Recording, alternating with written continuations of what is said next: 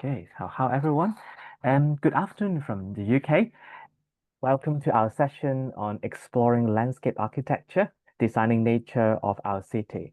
So let me introduce myself first. My name is Eccles. I'm the course director of BA Landscape Architecture at Birmingham City University. And I am Emma Widdop. I am the second year lecturer in landscape architecture. Okay, so for this session, we're going to spend 30 minutes to discover. One thing is offering an oversight of the and how landscape architecture shapes sustainable, livable city by integrating nature into our building. Also, we're going to explore how our course content respond to challenges. Of course, most importantly, is highlight how students take the key step into their career through the industry experience and professional network. And it's perfect for those who are interested in greener, healthier, sustainable built environment and our urban future. So hopefully we'll have time for a little Q&A at the end. But if anything comes to mind, just drop it in the chat box and we'll get to it. Excellent. So, what is landscape architecture? So, landscape architecture is a discipline connecting with a wide range of disciplines like art, environment, architecture, engineer, and sociology. So, another way to explain is landscape architecture is a study of practice of designing environment outdoor mostly, but could be indoor too, like atrium of a range of scales. So here is example on the right hand side. This is the photos of our urban park right outside our campus. And in to come up with this landscape architecture solution, the landscape architects at least think about or consider how does it look now. Is it about another seasons? Also for now and for future. Is it sustainable? Can it last? And what kind of value to the environment can it be? Also, how this design could be impact to the surrounding buildings or architecture in general? How to build it? Is it practical? How people use in this space? So all this could be part of things that landscape architecture could be considered. Well, sounds like quite a lot, isn't it? But then don't worry. As long as you're interested in the subject, you will thrive in our study architecture with us. So as all our students come from a range of background of skills and interests, mm, you could be coming from a design-based type of subject, like for example, art, design, technology, or other subject like geography, human geography, human behavior, or other professional subject like urban design, city planning, architecture are also welcome too. Even currently, your subject is not related, but with a passion of wildlife, our built environment, you can be a good, nice fit in study in landscape architecture with us. Okay.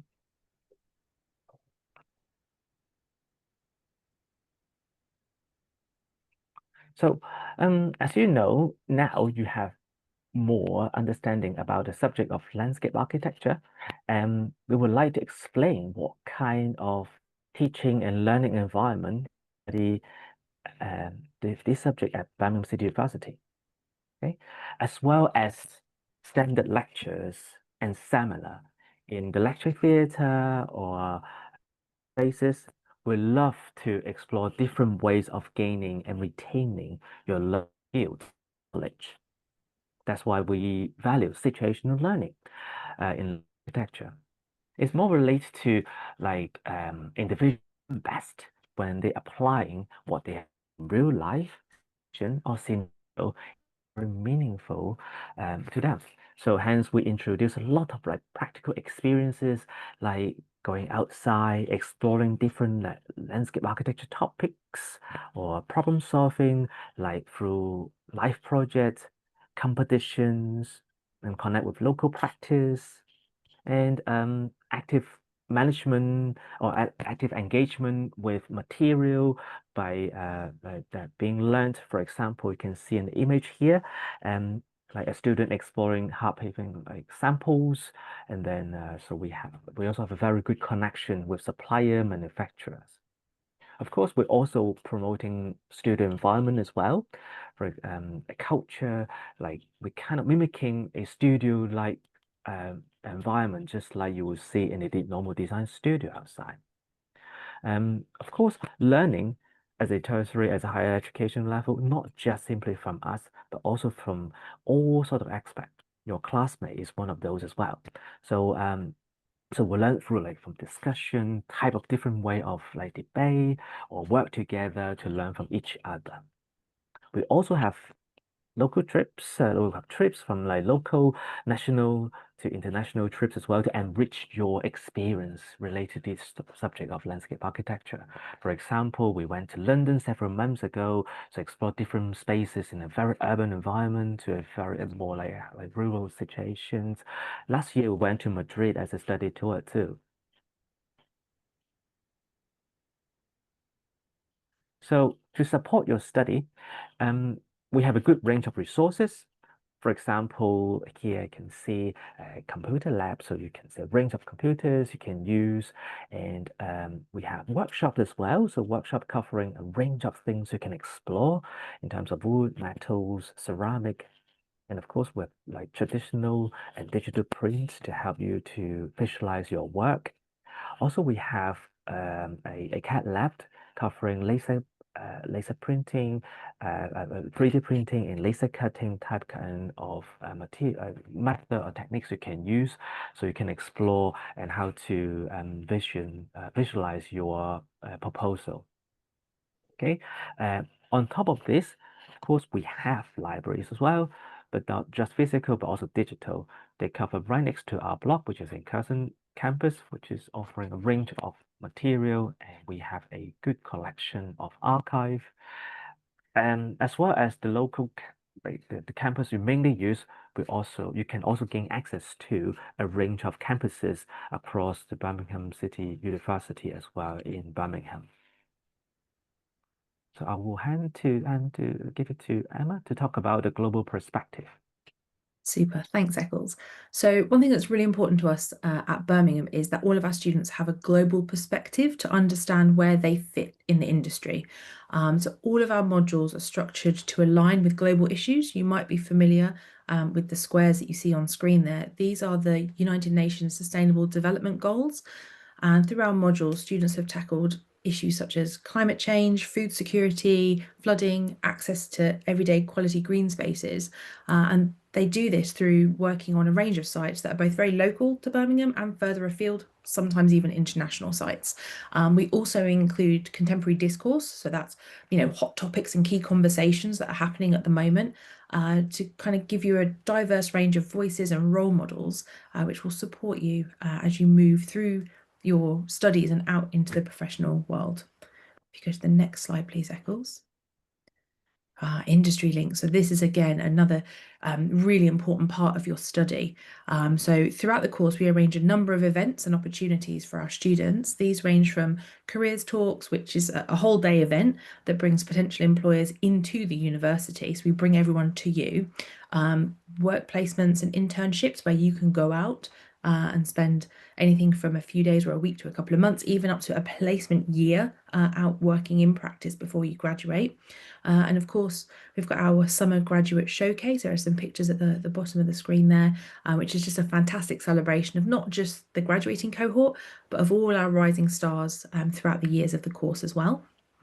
So that's how we kind of connect you with industry and get you prepared before you've even graduated. So if you want to flip to the next one, Eccles, we'll go on to prospects. So one thing that's really critical to us is that there is a huge shortage of landscape architects, not just in the UK, but globally. So there's a huge demand for them, especially here in the UK. BCU also has a really high employment rate. So on the previous slide, I mentioned our industry links.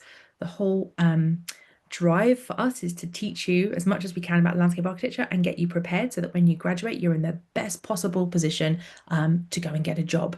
So there's huge earning potential. And over the past, couple of months, we've been visiting lots of practices in the city. As I mentioned, the graduate showcase practices have come to us, and generally our graduates fare really well. Um, is it worth mentioning perhaps that landscape architects were added to the UK shortage occupation list in 2019? So they're not on the immigration salary list for 2024, but you are eligible for a skilled worker visa. Excellent. Thank you very much, Emma. So let's move on to some global spotlights. So in as you notice him, so Sir David Attenborough present at the LI Award ceremony before, and he stated that the world depends on an understanding of nature world. Landscape architects have a great responsibility to bring the realities of the natural world to the understanding and the love of human being worldwide.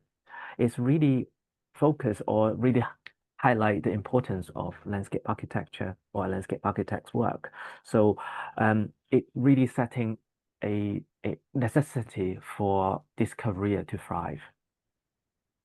Other things like for students, for people who like to search more, here's some famous landscape architects. For example, Kong Jianyu. So he's very famous on his theory on sponge city. For people who like to search more, please do so. And also Kajacom Faracom's her climate resilience approach on her landscape architecture projects. Now, let's move on to the next session, look into the global issue. What kind of issues or challenges are landscape architects are dealing with? Okay, so here's an image of like a drought in paragraph in capital cities. It's a flooding of in UK. So it's quite important to see a lot of global issues arise through the years. And for our city, like for our students, do take this global challenge very serious and come up with different of solution. For example, the student looking at ways to like taking water, like flood resilience approach in his design approach. Other topics can also relate to as well as like how do we protect our heritage?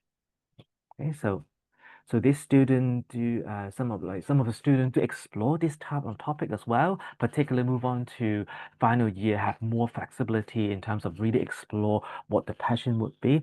For example, the student looking into heritage, very sensitive design, how to keep things there, but also protecting a kind of a sustainable future for the future development over the area.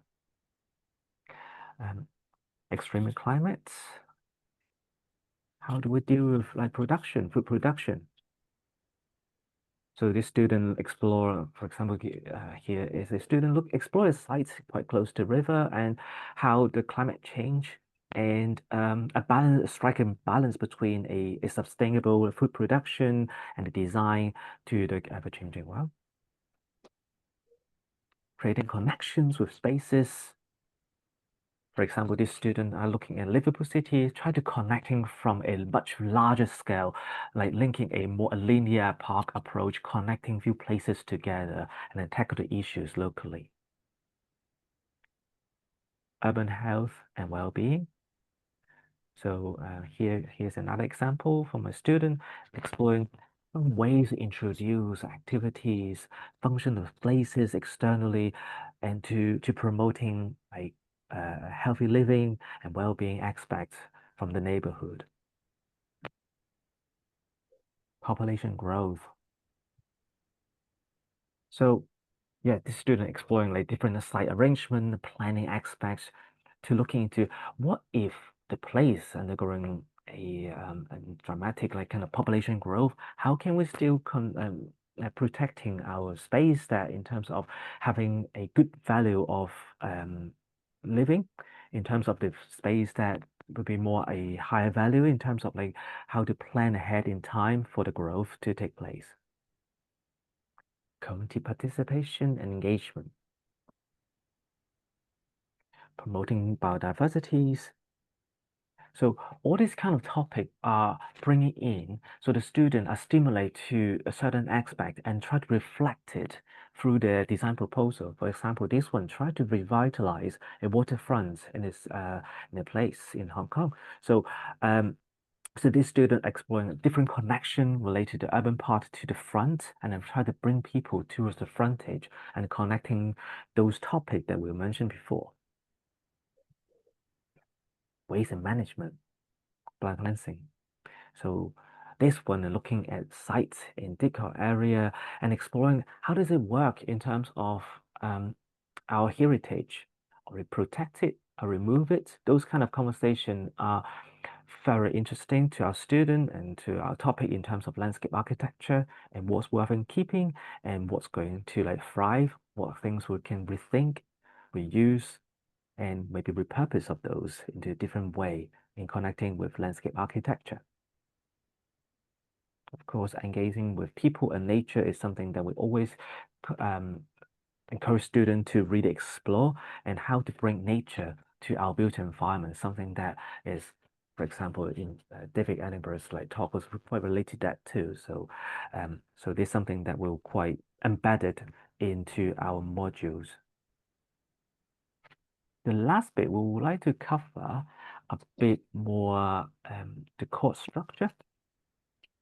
Okay, so now you know quite a bit in terms of the topic related to subject, things that we consider, things why it's important, and a lot of global challenges that could be quite related directly and indirectly related to landscape architecture. So now move on to the course structure. In order to help you to thrive in terms of the like once you join in to the system of the BA landscape architecture, you can see the different strand of the development of your learning. So part of it, of course, is about design. You need to think about how to form a design proposal that is not just inside your brain, but also how do you present your work, right? And then gradually become a more robust design solution. Cover all this kind of thing we talk about today. But then, of course, start with from the year 1, 2, and 3, will gradually bulk kind of enhance to the level that able you to equip you to a degree, finish your degree graduate level. So start with something more a simple task space of solution, and then gradually forming a more connected way. For example, like urban design module, design ecology, and so on. And then final year, the major design project give you a freedom of choice of a particular interest and topic. For example, those we talked about before, and you develop your own scheme that thrive from your own way through the subject of landscape architecture, develop your own interest and develop further from a design strand. But then you think about, well, is the design not just simply come from you? It could be inspired by so many places like history, different culture, and so on. So that's why we have another strand related to theory and cultural aspect.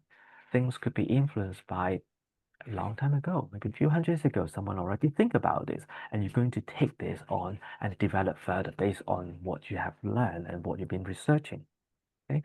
Other things is like how you're connecting with like from variation of connection, resources of material, local context, and so on to develop further in terms of year level 5. And then on your final year, you're going to explore a lot more in terms of your specific research topic academically, exploring different literature, also practical research, and then leading to a very strong, in-depth research study for your major project under theory and cultural context. But all this you will need to support with a set of skills. That's why in your year 1, we provide you with a lot of skill sets, for example, in drawing, from computer type of program skills to help you to have a good platform for you to as a tool for you to develop. Of course, one module won't be enough, so that's why we bring in year 1 so that you got more time to develop further, become a strong, robust, or a time for you to thrive and develop your skills further on. But For skills, it's not just about program handling and type, but also type of skills like soft skills as well. For example, how to connecting with like business, how to discuss with people, CV, and so on. Those kind of things will be covered in your year two in terms of key skills and employment aspect and practice. And then later on is in your final year, professionalism. You're going to explore a lot more in depth about what is landscape architecture, what landscape architect could be, should be. Think about it. You will be become the new future of landscape architecture as profession. So it's very nice to have this reflection in terms of what now and what's going to be in the future. Other strand is looking into technology and materials. For example, components, exploring hard material and soft material, looking like different type of like retaining structure, like different kind of paving material and so on, as well as the planting material as well. Okay, and then in your year two, you're going to explore a lot more in terms of technically how to do like construction details, planting plan, and so on. So give you a more robust, more content rich of your proposal. And then the last bit is about the collaboration aspect. So in your level year two, so you're going to have a different set of skills that we're going to offer to you is to exploring different connection related to other disciplines. At this time, you probably know something about your topic, and then you are going to talk to other discipline and then to share your knowledge and to contribute to a joint scheme that help you to thrive in order to understand how much you learn and how much you can offer, and then changing scheme from the subject perspective. So here's roughly is uh, the program of this 3 years degree. Okay, so perhaps Emma, would you like to explain a little bit about um, a week looks like? Absolutely, yeah. So this slide here runs in sort of from from left to right. So the first one with the sort of grey and pink boxes, that's just a typical first year schedule. So for example, our students this year are not with us on Monday and Thursdays. They are working independently. That could be in the library, in the park, wherever they work best. They're in with us from 10 a.m. to 5 p.m. Tuesdays and Fridays. Those are the subject threads that Eccles was just explaining to you. And on Wednesdays, we have something called Super Studio, which is a wonderful blend of lots of different skill sets where you can go and join a session hosted by a lecturer that might not even be from our, well, most likely won't be from our discipline, because the idea is that you learn maybe how to compile a CV or a bit of traditional printmaking or textiles, or maybe there is a yoga group or something like that. So that happens on a Wednesday. It's a nice way to break up the week. You've also got the opportunity to have some extra tutorials if you think you need them. And again, that can be from a range of staff. Second year typical timetable, the one in the middle with the grey and the green. Again, there are 2 days where you are expected to be working independently. 2 days, Tuesday and Fridays, are the taught sessions, and we have this extra module called CoLab, which is short for collaborative practice on the Wednesday, where you will mix with architecture students, interior architecture, and a couple of other courses, depending on which module you choose. But that's another great melting pot where you can just learn lots of skills from other disciplines. And then very much the same when you get into your third year. Again, you're on campus for at least 2 days and you're working independently for 2 days.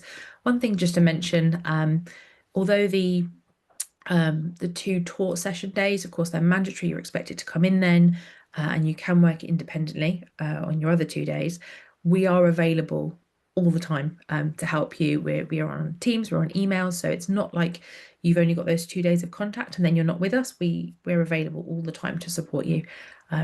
Not Saturday and Sunday. You go and have some fun at the weekends. Does that cover Excellent. it?